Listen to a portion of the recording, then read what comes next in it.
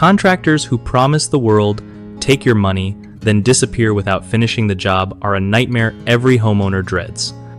So, here's the deal. First off, always get a solid written contract before handing over any cash, no matter how friendly the contractor seems.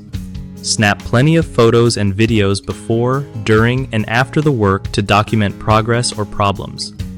Keep every text, email, and voicemail as proof of communication because, trust me, you might need it later.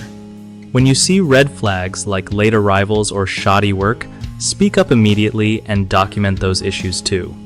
Don't pay more than a reasonable deposit up front. 50% is already pushing it in many cases.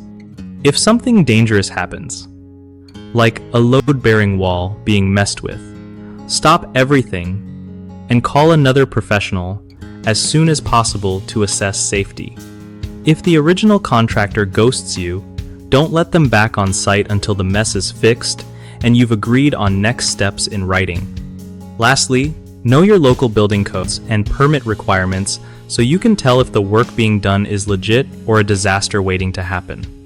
One of the biggest mistakes homeowners make is trusting contractors without a signed contract that clearly outlines scope, costs, and timelines. The fix?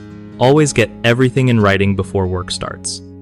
Another common issue is paying too much money up front without seeing real progress, which leaves you vulnerable if the contractor bails. To avoid this, only pay a small deposit and hold payments until milestones are met. Lastly, ignoring warning signs like poor workmanship or unsafe modifications can lead to serious problems down the line. The best move is to stop work immediately if safety is compromised, call in an expert to evaluate, and document everything carefully to protect yourself.